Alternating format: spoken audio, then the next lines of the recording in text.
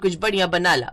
कुछ देर बाद शीतल सबके लिए पहली रसोई में दाल बाटी बनाती है, जिसे देख रमोला कहती है ये क्या बना डाला सुबह सुबह? दाल बाटी है मासा, खाकर देखो एकदम चोखी बनी है। एक तो तू मैनू ये मासा मासा बोलना बंद कर। अब तो राजस्थान में नहीं, साढ़े पंजाब में है और हमारे यहाँ सासू माँ को माँ जी बोला जाता है। और ये बता, अपनी पहली रसोई में दाल कौन बनाता है, और वो भी नाश्ते में? नहीं, मैनू नहीं खाना ये सब। मेरे लिए तो आलू दे पराठे बना दे। पंजाबियों के दिन की शुरुआत आलू दे पराठे, छोले भटूरे और लस्सी दे नाल होती है। लेकिन मासा, अब मेरा मतलब है माँ जी, एक बार दाल बाटी चख कर तो देखिए। माँ हुण शीतल इतना कह रही है तो खा लेना दाल बाटी। अब कहाँ बेचारी आलू दे पराठे बनाने लगेगी। लो, बहू नु आए हुए एक दिन हुआ नहीं कि बेटा तो पहले ही जोरू का गुलाम बन गया। अच्छा ला दे, यही खा लेती हूँ, लेकिन पहले कह देती हूँ दिन में पंजाबी खाना बनेगा, कड़ी पकौड़ा चावल दे नाल।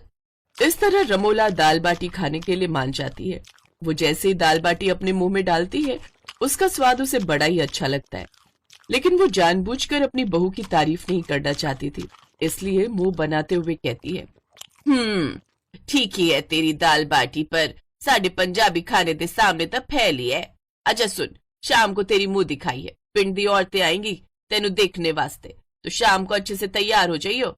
फिर शीतल घर का सारा काम निपटाकर शाम को सुंदर सी जरी वाले घाघरा चोली में, साथ में सिर पर बूंदा और ढेर सारा मेकअप करके तैयार हो जाती है। फिर अपनी सासू माँ से कहती है, देखिए ना माँ जी, लग रही ना एकदम फुतरी। बहू फुतरी का तो पता नहीं, लेकिन हाँ तू कबूतरी लग रही है। ये क्या हुलिया बना लिया है, शक्ल देख सफेद भूतनी जैसी लग रही है। और ये क्या पहन के घूमती रहती है? हमारे यहाँ शादी के बाद बहुएं सूट सलवार पहनती हैं, वो पहनने में मौत आती है क्या तुझे? ओ माँ जी, इसमें क्या बुराई है, एकदम फुतरी तो लग रही है ये ड्रेस। और राजस्थान में तो शादी के बाद बिंदनिया घाघरा चोली पहने हैं, और साथ में ये बूंदा भी पहनती हैं माथे पर, तभी चौकी लगे हैं। हे भगवान, कितनी बार इस कुड़ी ने समझाया है। अरे ये तेरा राजस्थान नहीं है, साडा पंजाब है। कुछ देर बाद मोहल्ले की औरतें आ जाती हैं। कहाँ है तेरी बहू रमोला? सुना है कोई राजस्थानी कुड़ी नु ब्याह कर लाया है।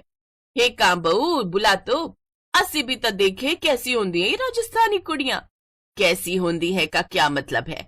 किसी दूसरे ग्रह से थोड़ी ना उतर कर आई है, अपनी जैसी शक्ल ही है उसकी भी। रुका भी बुलाती हूँ।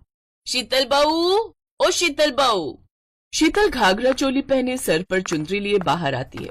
वो रसोई से सबके लिए दाल बाटी चूरमा और गट्टे की सब्जी बनाकर लाती है और ट्रे सबके सामने रखकर हाथ जोड़कर कहती है, खंबा घनी। अरे रमोला बहन जी, तेरी नूह बड़ी लंबी और सुंदर है, और इस घाघरे चोली में तो क्या मस्त लग रही है। आप हमारे सासरे पधारे, माने भी बड़ी खुशी हुई। आप सब भी बड़े फूटरे लग रहे हो। हाय हाय, हम इसे कहाँ से फूटी हुई लग रहे हैं? अरे फूटी हुई नहीं, बल्कि इसका मतलब है कि तुम भी बड़ी मस्त लग रही हो। ये सिर्फ राजस्थानी दिखती नहीं है, बल्कि बोलती भी है। इसके बाद शीतल उन सब से कहती है, मैंने आप सबके लिए दाल बाटी चूरमा बनाया है और साथ में गट्टे की सब्जी भी। आप सब इसे खाकर देखो कितना चोखा बना है। वो सब राजस्थानी डिश खाती हैं तो उन्हें वो बड़ी पसंद आती है। वो सब उसके खाने की खूब तारीफ करती हैं। इसके बाद शीला शीतल से, बेटी मैं भी एक बार राजस्थान गई थी घूमने, बड़ी सुंदर जगह है। और तुम्हारे यहाँ का वो फेमस डांस है ना, जो घाघरा चोली पहनकर गोल गोल घूम कर करते हैं, क्या बोलते हैं उसको? हमारे को लग रहा है आप घूमर की बात कर रहे हो। हाँ घूमर, क्या तुम्हें आता है?